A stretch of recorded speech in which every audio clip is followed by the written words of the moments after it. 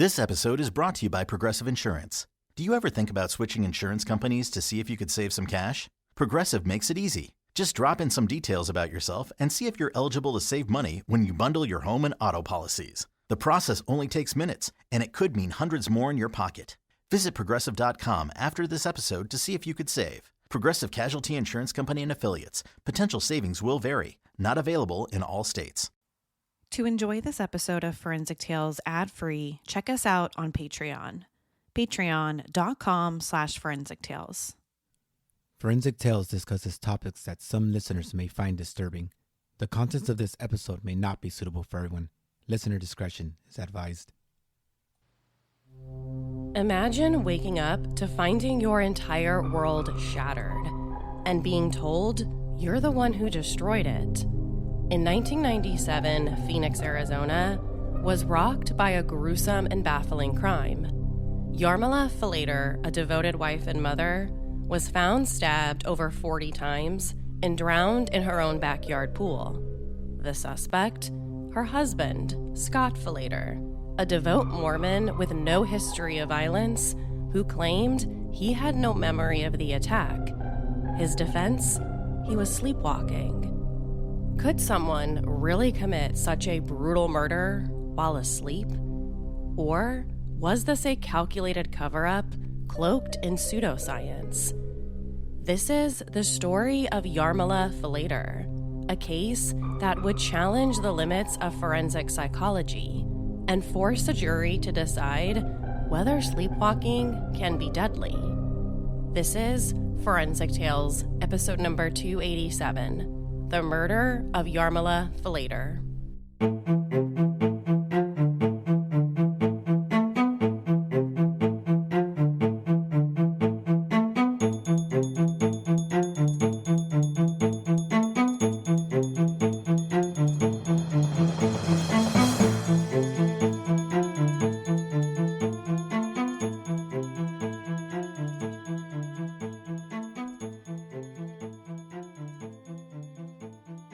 January 1997, in the usually quiet suburbs of Phoenix, Arizona, a woman is viciously stabbed more than 40 times and then drowned in her own backyard pool.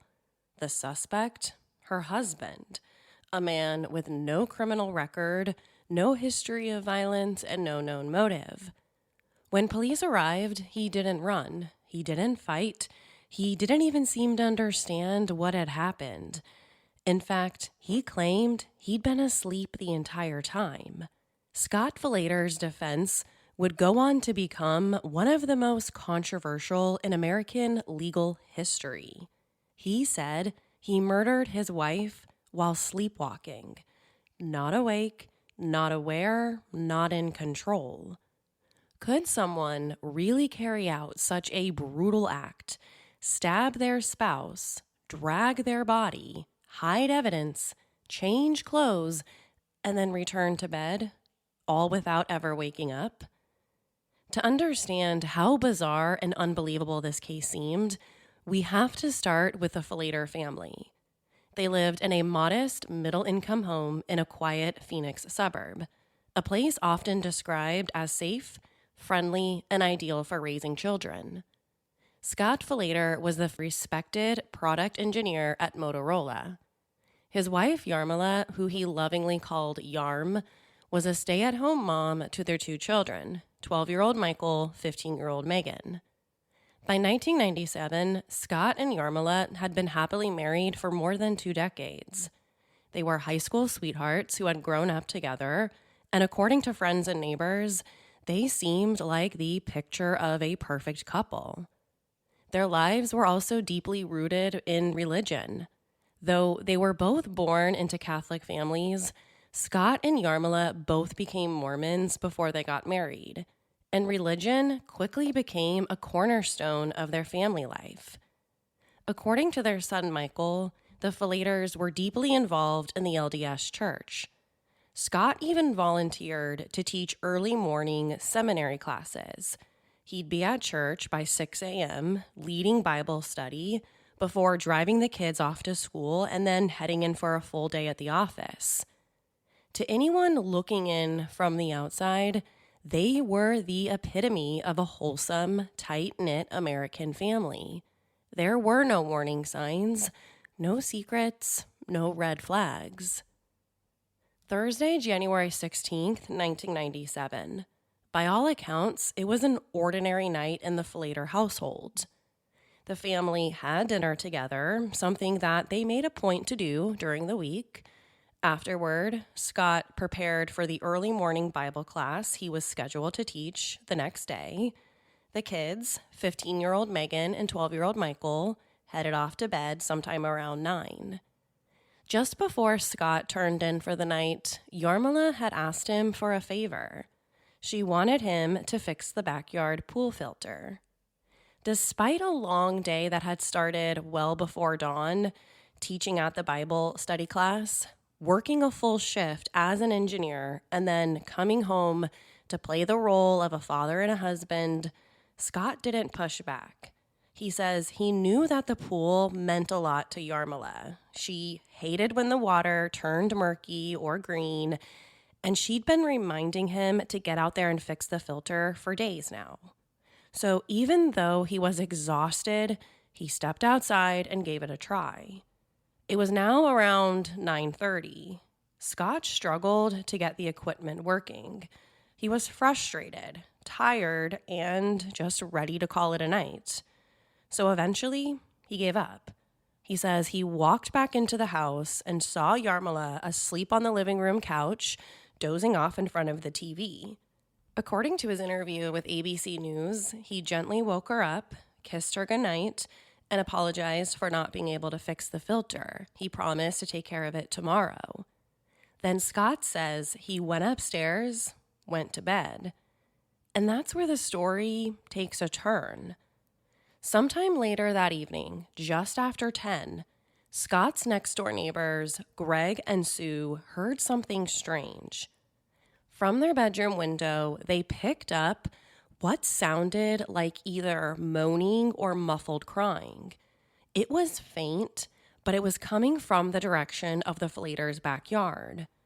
At first, they weren't sure whether to do anything. Was it just a disagreement, a dream, a prank? But as the sounds continued, Greg decided to take a closer look. He stepped outside and peered over the fence that separated their two homes. That's when he saw something lying near the pool. It was Yarmila. At first, Greg didn't freak out. He thought maybe she had slipped and fallen, or maybe she was drunk, passed out by the water. That kind of thing happened. People fell asleep in weird places. It does happen. But something just didn't feel right, so he continued to watch his neighbor's backyard. A few moments later, Scott Falater returned to the backyard. According to the neighbor Greg, who was still watching from over the fence, Scott walked straight toward his wife Yarmila, grabbed her by the wrist, and dragged her closer to the water. Greg says he watched Scott push her into the pool and then hold her head beneath the surface. Now he's terrified. So Greg ran inside and told his wife what he just saw. He was convinced Scott was trying to drown his wife. Even though she was motionless, even though it seemed too late, Scott was forcing her underwater. So that's when Greg called 911. The Phoenix Police Department responded immediately. All they knew was that a man was reportedly trying to drown his wife in the backyard pool, a potentially active, life-threatening situation. So within minutes, officers arrived at the Falater home and entered the backyard. And that's when they saw Yarmila floating in the pool. She wasn't moving, and the water around her was a deep, cloudy red.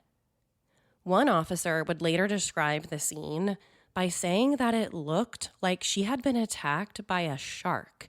That's just how much blood was in this pool. Yarmila was pulled from the water, and it was instantly clear she was already gone.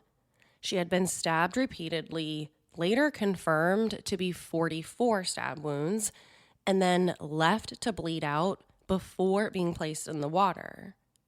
Then from inside the house, an officer spotted movement.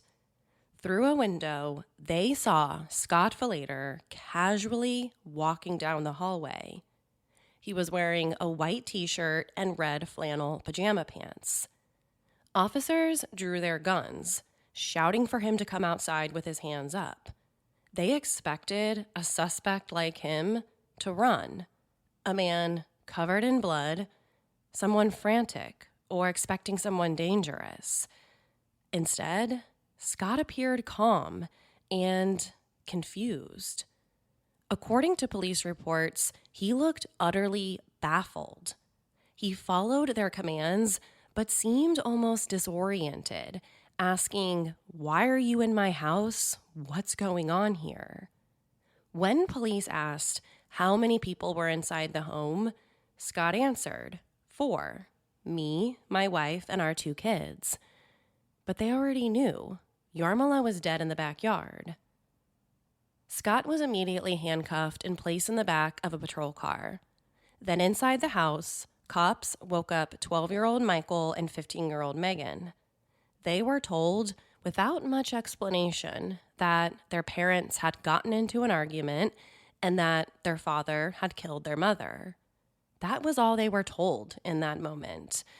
No warning, no comfort, just their mom, who was with them day in and day out, was now dead. Meanwhile, Scott was transported downtown to the Phoenix police station for questioning. And what happened during that interview was nothing short of bizarre. He didn't seem angry. He didn't seem remorseful. He seemed totally and utterly confused still. He repeatedly asked what had happened. He said he didn't understand why he was there. And when the cops told him that his wife was dead, he looked shocked and insisted he had no memory of doing anything to hurt her. He claimed he had no idea what had happened after he had gone to bed that night. It wasn't until they told him that his neighbor had witnessed him dragging Yarmila's body and holding her underwater that he began to put the pieces together. Even then, he didn't react with anger or denial. He didn't argue. He didn't shout at them. He simply said to the police he didn't remember. Throughout the entire interview, Scott remained calm. He was seen sitting on the floor of the interrogation room, knees pulled to his chest, slouched against the wall. And he never once denied that he could have done it. He just kept saying the same thing. "I don't remember. I went to bed." When police questioned him, he was still wearing his pajamas, a white t-shirt and those red flannel pajama pants. And here's what really stood out. There wasn't a drop of blood on him. His white t-shirt was spotless, but he did have a smear of blood on the side of his neck, as well as a small Band-Aid on his hand. To the police, this wasn't just suspicious, it was forensic proof of his guilt.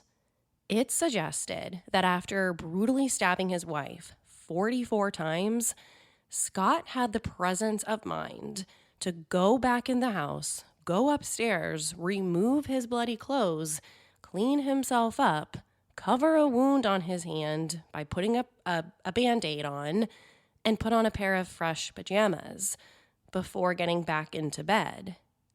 And yet, he claimed to remember none of it. At 2:15 a.m., Scott Falater was formally booked and charged with first-degree murder. Photos were taken, fingerprints processed, and forensic techs swabbed the blood on his neck. DNA tests would later confirm it was, in fact, Yarmila's. For the Phoenix Police Department, this was case closed. They had an eyewitness and the physical evidence. Scott Falater murdered his wife and cleaned it up. It couldn't have been more simple. Or so they thought. In 1999, 2 years after the murder, Scott Falater gave his first televised interview from jail. It aired on ABC's 2020, and it was during that broadcast that the world first heard his defense. He said he had no memory of the crime. He remembered going to bed, and then the next thing he remembers was waking up to the police inside of his house telling him that his wife was dead. What happened in between? He said he had no idea. His only explanation, he must have been sleepwalking. That was the defense that he would ultimately present in court. During the 2020 special, Scott and Yarmila's children, Michael and Megan, were also interviewed. They were just teenagers at the time. They had already suffered an unimaginable loss, the death of their mother, and now their father stood accused of being her killer. But they insisted that they heard nothing unusual on the night of the crime. No screaming, no fighting, no struggle. They described their parents as loving, calm, and deeply committed to one another. And despite what the police said, both kids stood by their father. It was clear Michael and Megan believed he didn't do it, or at the very least, not on purpose. They were already grieving their mother. They weren't prepared to lose their father as well. By May of 1999, Scott Falater was sent to go to trial in Maricopa County, Arizona. The prosecution, led by Deputy County Attorney Luis Martinez, had already made up its mind. They were going to seek the death penalty. Scott's defense, equally firm. He insisted on presenting what would become one of the most controversial defenses in modern criminal history: sleepwalking. The trial drew intense media attention, not just because of the brutal nature of the murder, but because of Scott's shocking claim. Could a man really stab his wife 44 times, drown her while asleep? Is that possible? Is it forensically possible? Is that a reasonable defense? The prosecution's answer was simple and direct. This was not a sleepwalking episode. This was cold-blooded, calculated murder. They told the jury that Scott Falater was unhappy in his marriage, that beneath his image of this loving, church-going husband was a man who snapped and decided to kill his wife. To support that theory, they brought in Dr. Philip Keene, the Maricopa County medical examiner.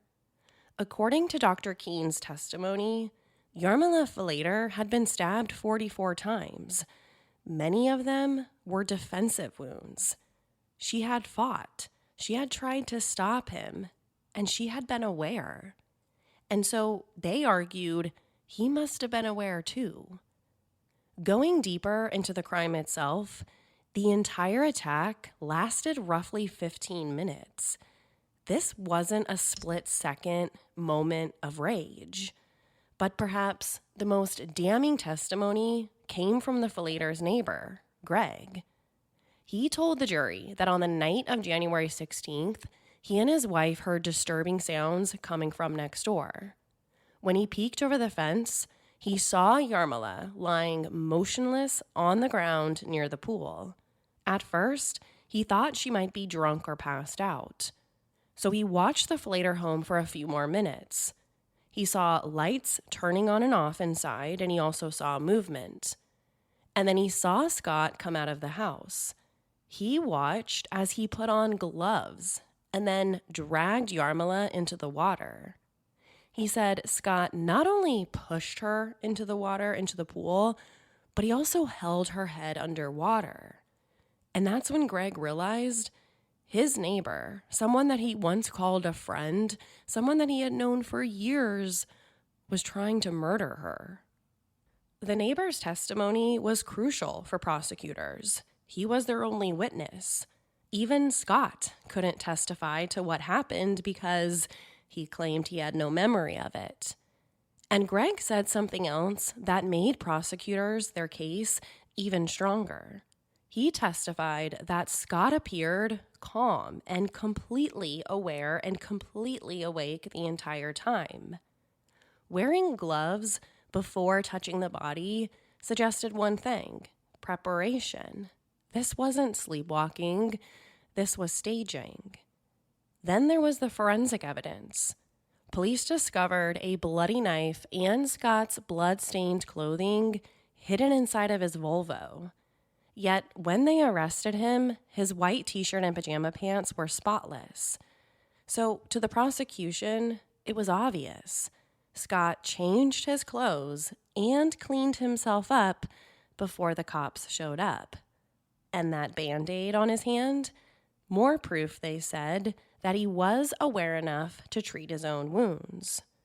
As for the sleepwalking defense, Luis Martinez told the jury it was a fantasy, a legal gimmick. He said, "You don't get to kill someone and then say you were asleep just because you don't want to face the consequences." End quote. Now it was the defense's turn. Scott's legal team had one goal: prove to the jury that this wasn't cold-blooded murder. This was a medical and forensic mystery. The defense took a very different approach than most. They didn't try to argue that Scott didn't murder his wife. Instead, they argued he had no reason to. According to his attorney, this wasn't a man with a history of violence. This wasn't someone secretly plotting to kill his wife. Scott and Yarmila were high school sweethearts. They had been married for over 2 decades, raised 2 good kids, and built a life together. By all accounts, they were each other's best friends. Scott had never even dated anyone else as an adult. He was a devout Mormon, a dedicated father to these 2 young children, and a full-time engineer. There was no history of abuse, no arguments, no divorce papers, no affair. From the outside, the Falater marriage looked solid, normal. So the question became, why would a man like that, someone so deeply rooted in routine, responsibility as well as religion, suddenly snap? That's when the defense introduced something that no one saw coming. Scott Falater had a long history of sleepwalking. His legal team initially considered an insanity defense, but they pivoted after speaking to his family because the sleepwalking wasn't just a one-off event. It had happened many times since childhood.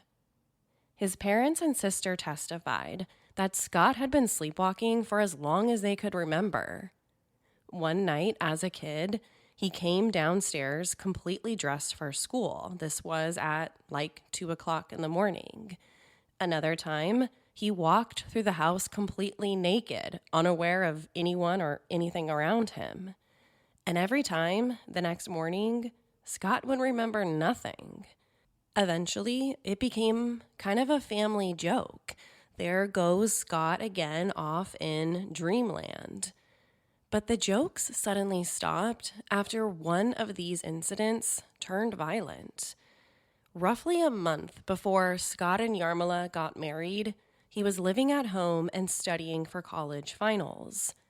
His sister says she was watching The Tonight Show downstairs when Scott suddenly walked into the room from behind her. She asked him what he was doing, but he didn't respond.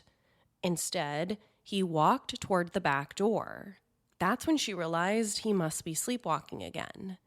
So she got up from the couch and tried to gently block him, standing between the living room and the kitchen. And that's when it happened. Scott, without saying a word, grabbed her by both of her shoulders and threw her across the kitchen.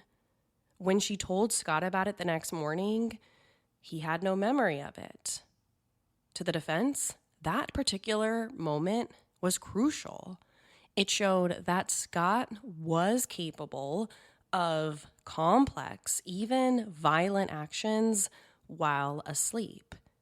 They argued that what happened to Yarmila that night in January 1997 wasn't an act of rage or premeditated murder. It was a disorder, something Scott had zero control over. Next, they'd bring in expert witnesses, sleep specialists, who would help the jury understand the science of parasomnia and how something so horrific might actually happen while someone is in a sleepwalking state.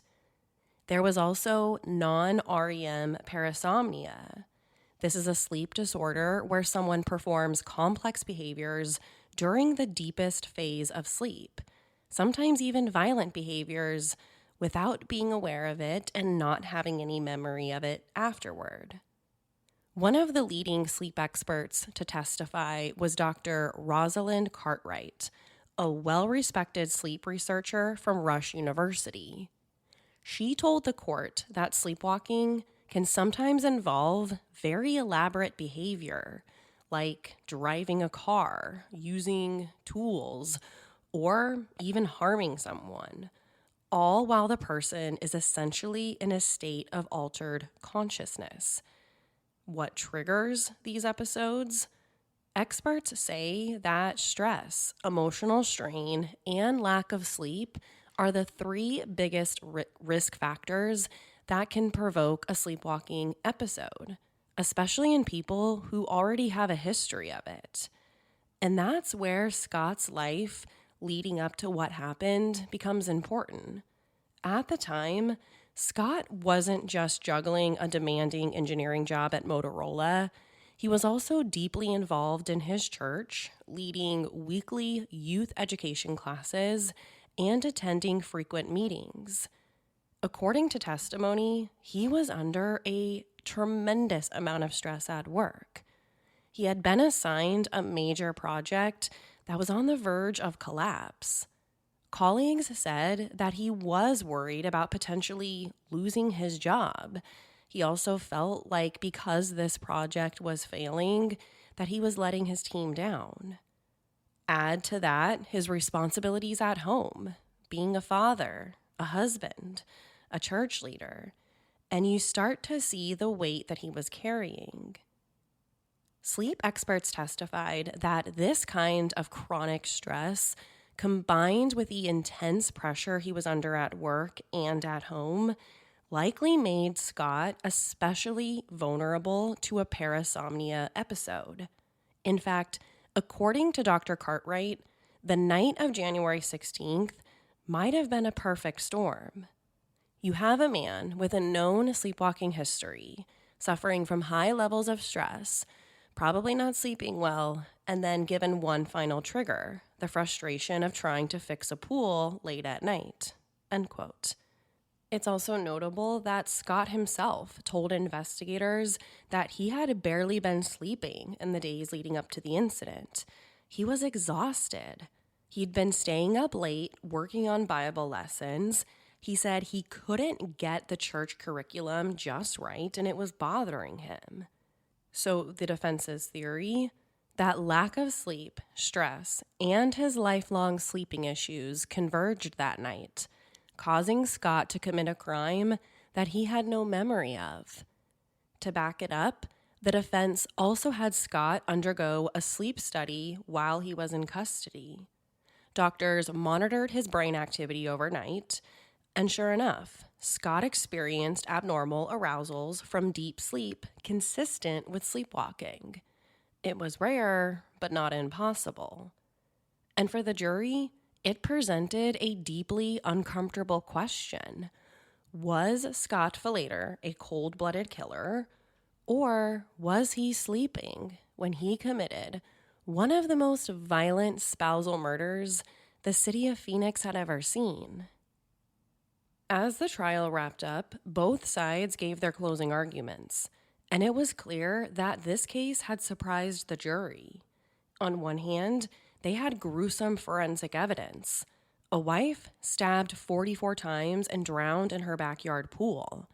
On the other, a well-respected husband and father claiming he had no memory of the attack, backed by medical experts describing a real, although rare, sleep disorder. The jury was made up of everyday people, some parents themselves, many of whom were visibly shaken by the case. Reporters in the courtroom noted that during closing arguments, several jurors looked visibly uncomfortable when the autopsy photos were shown again. A few even looked away. But here's what really stuck with them. Even if Scott had sleepwalked through the stabbing, how could they explain everything that he did afterward? The changing of his clothes, the bloody knife and clothes found in his car, the Band-Aid on his hand, the fact that, according to the neighbor, he put on gloves before touching Yarmila's body. That all felt intentional. That felt awake. After deliberating for 20 hours over the course of 4 days, the jury returned with their verdict: guilty of first-degree murder. When the verdict was read, Scott showed very little emotion. His children, who had been seated in the gallery supporting him, were devastated. They lost their mom, and now they were losing their dad too. Despite prosecutors seeking the death penalty, the jury did not sentence Scott to death. Instead, he was given life in prison without the possibility of parole. In interviews after the trial, jurors said they believed Scott's sleepwalking history was real, but ultimately, it didn't justify what happened. One juror told reporters, quote, "Maybe he started out sleepwalking, but there was a moment somewhere in there when he woke up, and instead of stopping, he kept going," end quote. After the verdict was read, the public had a mix of reactions. Some were horrified that a man who seemed so normal, a church-going, family-oriented engineer, could commit such a brutal crime. Others were fascinated, even sympathetic, believing that maybe Scott truly had been asleep and completely unaware of his actions. The story became a media sensation almost overnight. Headlines like "The Sleepwalking Killer" and "Nightmare in Suburbia" ran in newspapers and TV across the country. True crime shows like 2020, Dateline, 48 Hours ran detailed specials about it. And the case even appeared in psychological journals and legal analyst pieces due to the unusual defense. Many members of the public couldn't wrap their heads around it. Could someone really be capable of murder while completely unconscious? Was Scott a cold-blooded killer who faked a disorder to save himself from death row? Or a man trapped in a 1 in a million nightmare? Experts were split too. Some psychologists warned that sleepwalking as a defense for murder was a dangerously slippery slope. They feared it could set a standard or a precedent where criminal defendants might fake disorders in order to get away or in order to escape responsibility.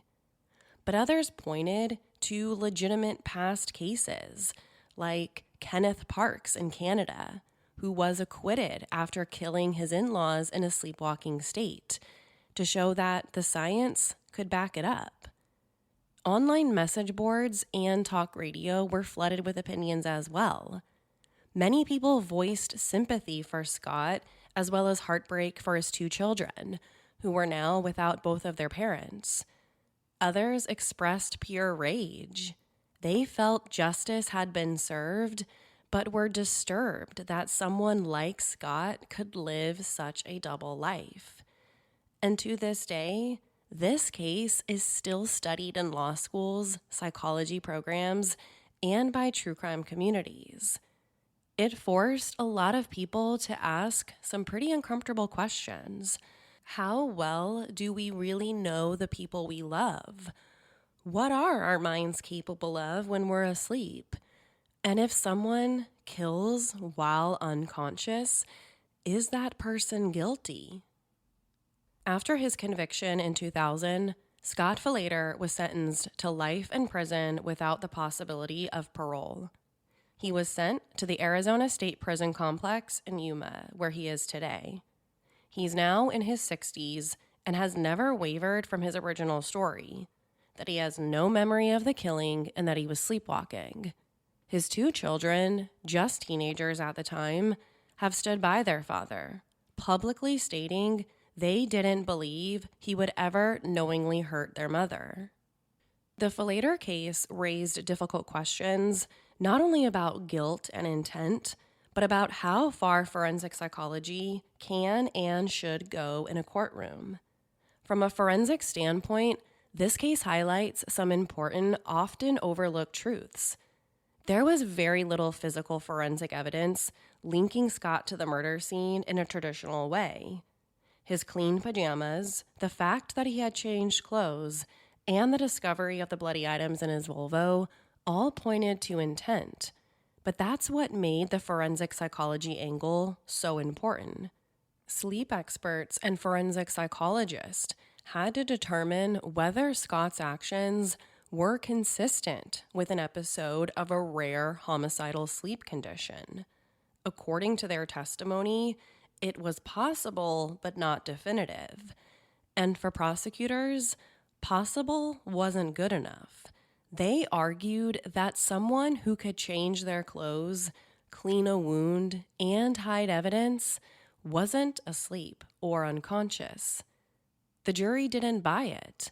Despite testimony from multiple sleep disorder experts, Scott's forensic psychological defense simply wasn't strong enough to override the circumstantial evidence, and especially not the brutality of the murder. In the end, the case didn't just hinge on blood spatter or fingerprints. It came down to the forensic profile of the killer. Was Scott Falater a man who snapped under pressure and then meticulously cleaned up a murder? Or someone acting out a subconscious nightmare? Even decades later, that question still divides people. It remains one of the most controversial uses of a sleepwalking defense in American legal history. And it's a haunting reminder that even science has limits when it comes to unlocking the human mind.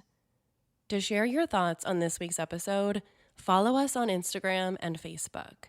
If you want to hear my personal take on the case, sign up to become a patron at patreon.com/forensictales.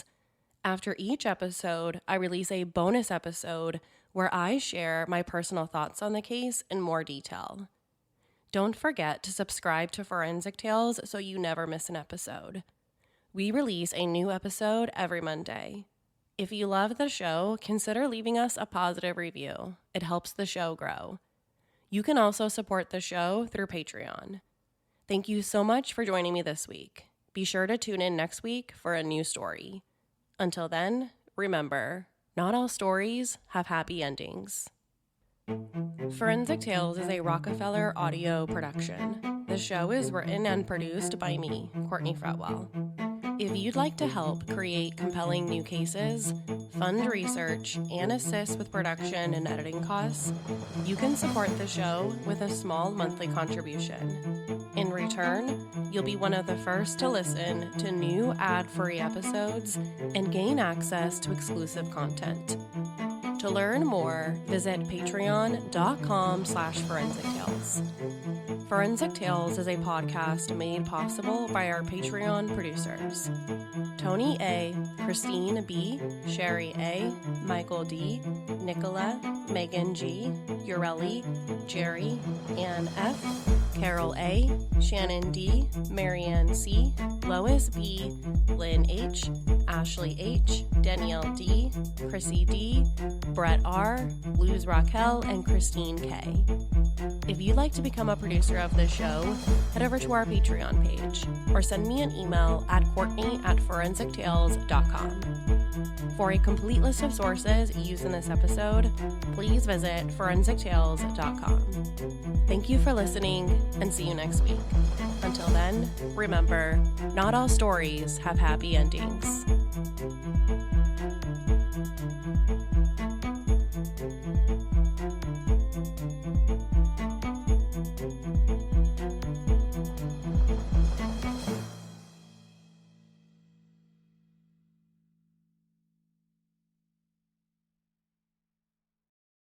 This episode is brought to you by Progressive Insurance. Do you ever think about switching insurance companies to see if you could save some cash? Progressive makes it easy. Just drop in some details about yourself and see if you're eligible to save money when you bundle your home and auto policies. The process only takes minutes, and it could mean hundreds more in your pocket. Visit Progressive.com after this episode to see if you could save. Progressive Casualty Insurance Company and Affiliates. Potential savings will vary. Not available in all states.